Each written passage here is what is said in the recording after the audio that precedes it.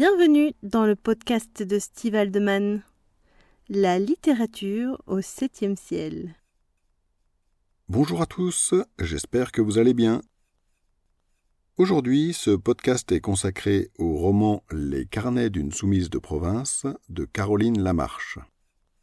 Cet épisode a été réalisé avec la participation de Rose Haldeman pour les citations.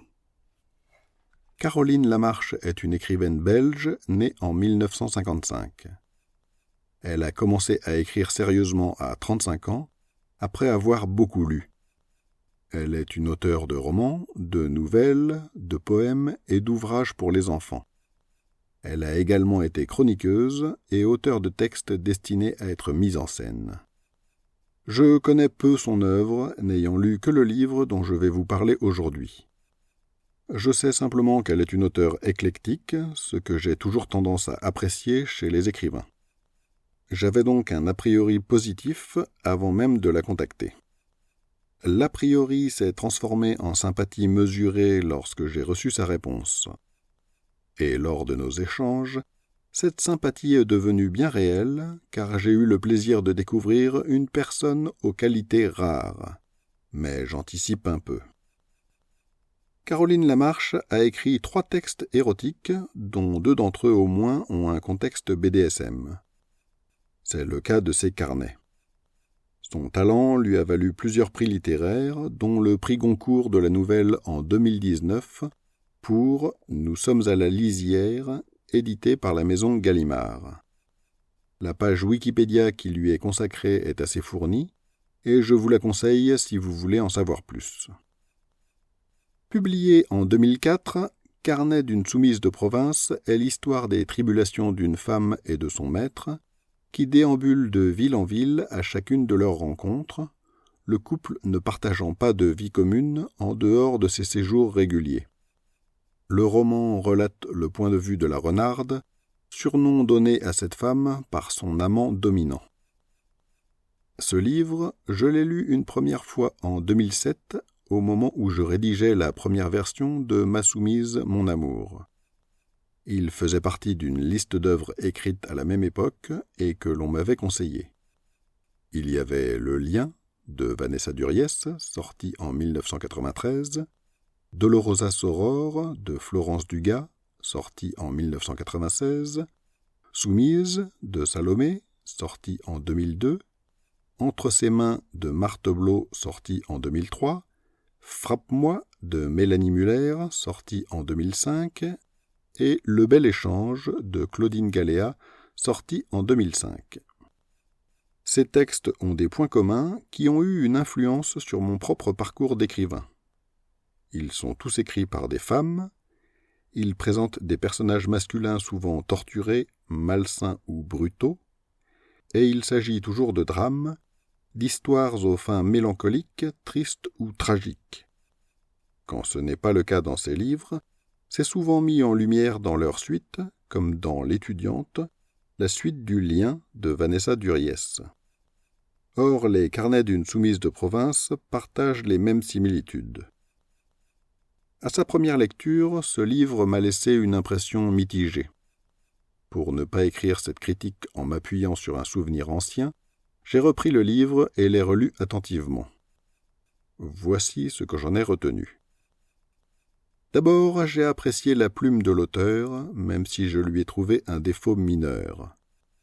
Sa prose est de qualité, mais j'ai trouvé certains passages trop fouillés, enrichis de comparaisons et de références culturelles de qualité, mais trop nombreuses à mon goût. De mon point de vue, un texte qui mobilise une partie des ressources du lecteur finit par occulter le fond pour privilégier la forme. Cela dit, c'est une question de goût. En ce qui concerne l'histoire, la renarde est une soumise qui a du recul. C'est une femme cultivée, qui a un regard critique sur les désirs de son amant et sur les situations dans lesquelles il se retrouve. Elle relève souvent les contradictions de son maître, et il lui arrive d'avoir envie de mettre un terme à cette relation qui l'épuise.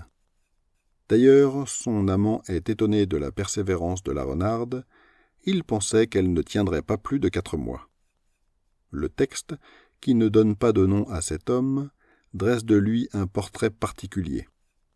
Il est décrit comme maniaco-dépressif, et le contexte de certains chapitres laisse penser que ce n'est pas qu'une façon de parler. L'auteur ne dit rien des raisons qui ont amené la renarde à entrer dans cette relation, et je me suis aperçu, en relisant attentivement ce roman, que cette absence de justification avait gêné ma lecture. C'est dommage, car le texte est d'excellente qualité, en dépit des critiques mineures que j'ai formulées.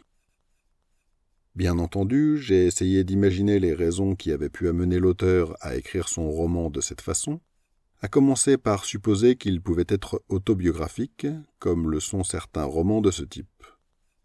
Mais me contenter de suppositions ne me paraissait pas satisfaisant, car j'avais vraiment l'impression que ce roman était, en quelque sorte, imparfait.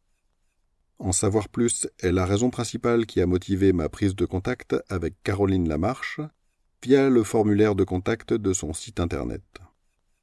J'ai reçu une réponse 4 heures plus tard, à minuit passé, ce qui m'a fait penser que mon interlocutrice souffrait peut-être des insomnies dont parle sa page Wikipédia. L'email était rédigé à la 3e personne, comme s'il provenait de l'administrateur du site, ce qui m'a interloqué et amusé. En retour, je lui ai détaillé les raisons pour lesquelles je pensais que l'auteur m'avait répondu elle-même, en dépit des apparences.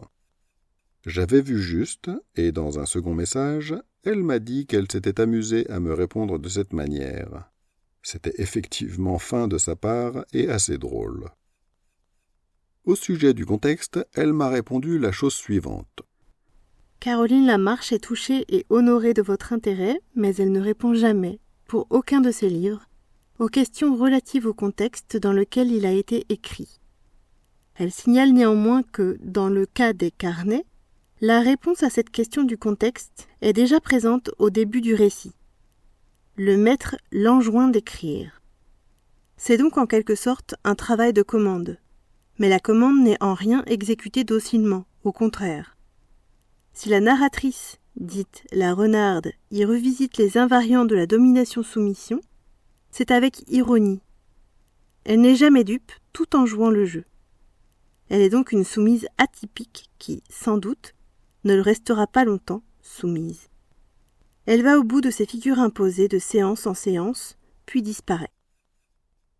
Après avoir lu cela, je me suis rappelé que cette absence d'explication est d'ailleurs commune à la plupart des récits érotiques de cette époque.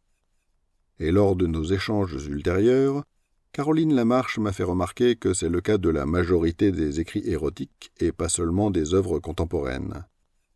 En particulier, elle m'a précisé ceci. C'est peut-être un obstacle à l'interprétation ou une déception pour certains lecteurs, j'en suis bien consciente, mais je suis nouvelliste essentiellement. J'ai toujours travaillé par allusion et fragments. C'est ma limite et peut-être, j'espère, la beauté de la chose.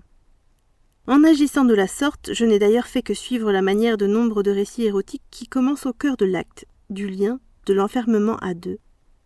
C'est peut-être la définition de l'érotisme et des rituels SM particulièrement, un monde clos.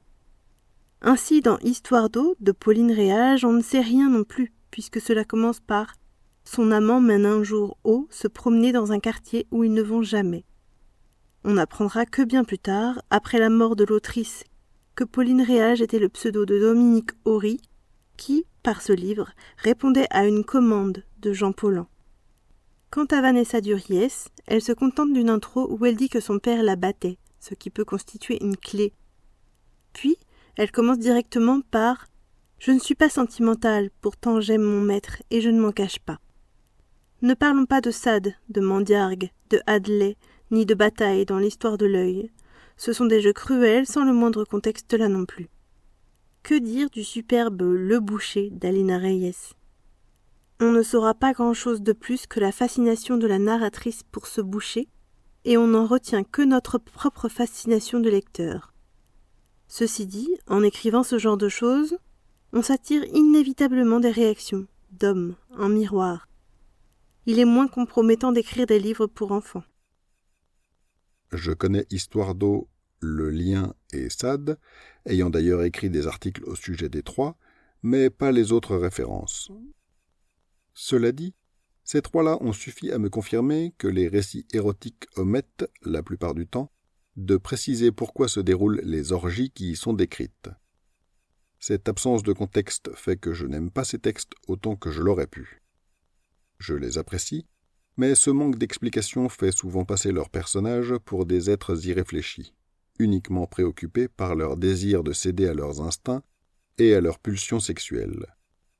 Or, il me semble que cela contribue à marginaliser la littérature érotique et à faire passer ceux qui s'y adonnent pour des pervers. Pourtant, s'il y a bien un domaine de la littérature qui exige une grande honnêteté intellectuelle, c'est bien l'érotisme.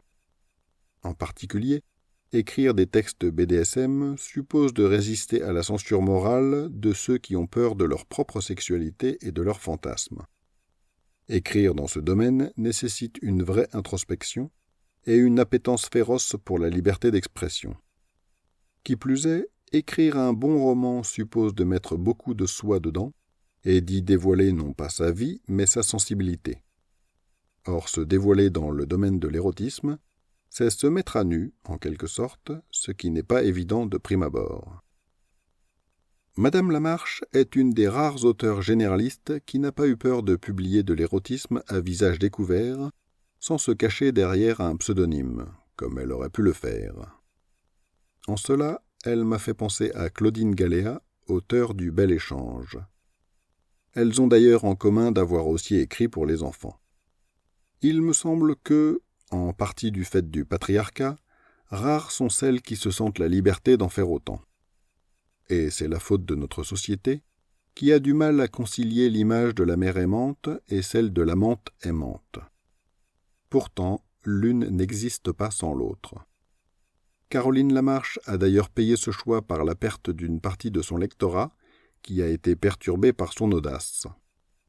Comme je le lui ai dit avec humour, c'est une mésaventure qui ne m'arrivera pas. Car j'ai commencé par publier du BDSM avant de publier le reste. En conséquence, il se pourrait bien que je n'arrive jamais à gagner les lecteurs qu'elle a perdus. Aujourd'hui, je suis obligé de rester anonyme pour préserver les gens que j'aime. Mais j'espère bien publier à visage découvert dans un futur proche. Et le plus tôt sera le mieux, car il me semble que publier de l'érotisme en camouflant notre identité, cela pousse une partie du grand public à croire que ce que nous écrivons est malsain. Après tout, quand on se cache, c'est qu'on fait quelque chose de mal. Avant de terminer, je dois dire que j'ai été ravi de faire la connaissance de Caroline Lamarche. Au travers de nos échanges, j'ai découvert une consoeur, une très belle personne, accessible, avec des qualités extraordinaires pour une femme d'un tel talent. Vous pouvez découvrir les liens en description pour approfondir les sujets dont j'ai parlé. Si vous avez écouté cet épisode en podcast, je vous invite à vous rendre sur mon site stevehaldeman.com pour y trouver les liens en question, d'autres articles, ainsi que les romans que Rose et moi avons écrits et ceux qui seront bientôt publiés. Je vous souhaite une excellente journée et à bientôt dans un prochain épisode.